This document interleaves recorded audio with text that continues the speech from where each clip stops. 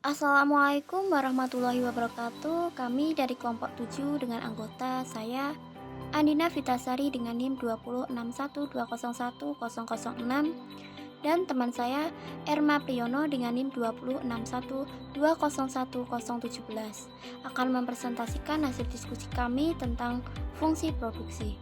Pengertian produksi. Produksi merupakan kegiatan ekonomi yang mengubah input menjadi output atau memberi nilai pada suatu barang atau jasa. Dalam proses produksi terdapat faktor produksi sebagai inputnya, yaitu modal, tenaga kerja, keahlian, tanah atau sumber daya alam. Antara output dan input dapat dihubungkan dalam suatu persamaan fungsi yang disebut fungsi produksi. Fungsi produksi menentukan tingkat output maksimum yang bisa diproduksi dengan sejumlah input tertentu atau sebaliknya. Jumlah input minimum yang diperlukan untuk memproduksi suatu tingkat output tertentu. Menunjukkan sifat hubungan antara input dan output yang dihasilkan. Persamaannya H sama dengan F dalam kurung K, L, R, T dengan H sebagai output atau hasil produksi, K sebagai kapital atau modal, L lembur atau tenaga kerja, R resource atau sumber daya, T sebagai teknologi.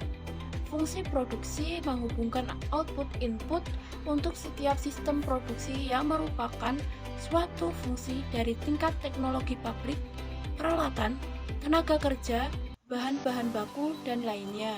Produk total rata-rata marginal. Satu produk total merupakan jumlah output total atau produk total yang dihasilkan dari penggunaan sejumlah tertentu sumber daya dalam suatu sistem produksi.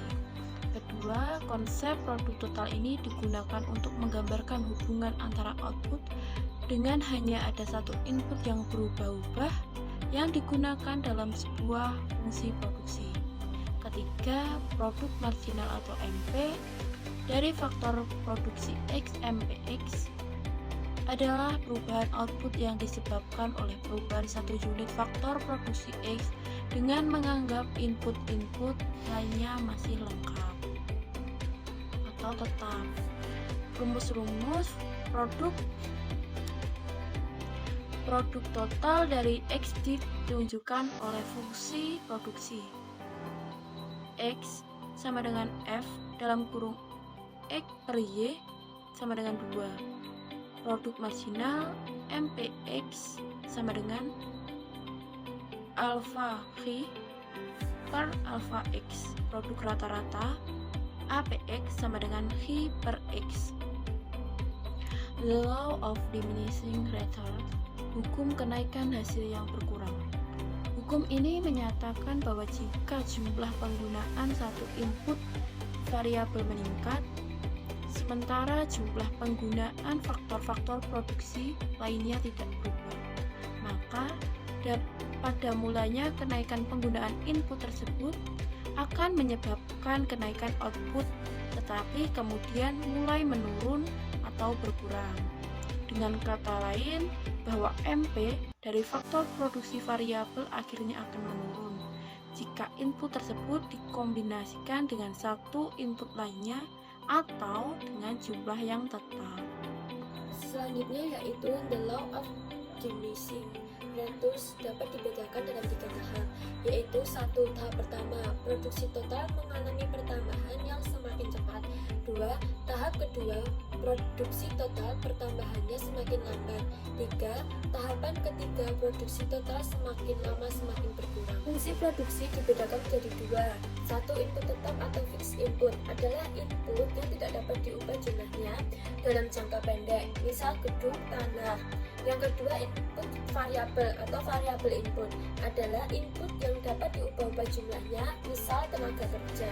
Jangka waktu dalam produksi. 1. Jangka waktu pendek adalah jangka waktu yang mengacu pada satu atau lebih faktor produksi yang tidak bisa diubah. Dalam jangka pendek, seorang produsen dapat mengubah input satu kali yang digunakan dalam proses produksinya, akan tetapi tidak bisa mengubah input dua kali. 2. Jangka panjang atau long run. Jangka waktu yang dibutuhkan untuk membuat semua input menjadi input variabel. Sumber daya input tetap dalam jangka panjang tidak ada, karena semua input dalam jangka panjang adalah variabel, sehingga untuk mengubah output membutuhkan waktu yang lama. Isoquant berasal dari kata iso yang berarti sama dengan quant, yang berarti kuantitas. Maka isoquant merupakan sebuah kurva yang menunjukkan semua kombinasi penggunaan input yang berbeda secara efisien untuk menghasilkan jumlah output tertentu. Karakteristik kurva isoquant: 1. Mempunyai kemiringan negatif. 2. Semakin ke kanan, kedudukan isoquant menunjukkan semakin tinggi jumlah output. 3. Isoquant tidak pernah berpotongan dengan isoquant yang lainnya. 4. Isoquant cembung ke titik origin. Selanjutnya yaitu biaya produksi. Peranan penerimaan dan biaya dalam produksi. Biaya produksi dapat didefinisikan sebagai semua pengeluaran yang dilakukan oleh perusahaan untuk memperoleh faktor-faktor produksi dan bahan-bahan mentah yang akan digunakan untuk menciptakan barang-barang yang akan diproduksi perusahaan tersebut. Biaya produksi yang dikeluarkan setiap perusahaan dapat dibedakan menjadi dua jenis, yaitu 1. Biaya eksplisit dan yang kedua biaya tersembunyi. Biaya total dan jenis-jenis biaya total. 1. Biaya total meliputi semua pembelanjaan ke atas faktor-faktor produksi yang digunakan, yang meliputi faktor produksi yang total jumlahnya dan yang dapat berubah dalam persamaan TC sama dengan TFC plus TVC. 2. Biaya tetap total yang meliputi perbelanjaan untuk memperoleh faktor-faktor produksi yang tetap jumlahnya. Dan yang ketiga, biaya berubah total meliputi semua perbelanjaan yang digunakan untuk memperoleh faktor produksi yang dapat berubah jumlahnya. 1. Fungsi produk empiris. Fungsi produksi sebuah perusahaan ditentukan oleh tingkat teknologi dari pabrik dan peralatan yang digunakan. Fungsi produksi menghubungkan input dengan output, menunjukkan produk maksimum yang bisa dicapai oleh sejumlah input tertentu. Fungsi pangkat. Fungsi pangkat menunjukkan suatu hubungan yang multiplikatif antara berbagai input dan mempunyai bentuk sebagai berikut. I sama dengan A, X, B, Y, C. Sekian presentasi dari kelompok kami, kurang lebihnya kami mohon maaf. Terima kasih. Wassalamualaikum warahmatullahi wabarakatuh.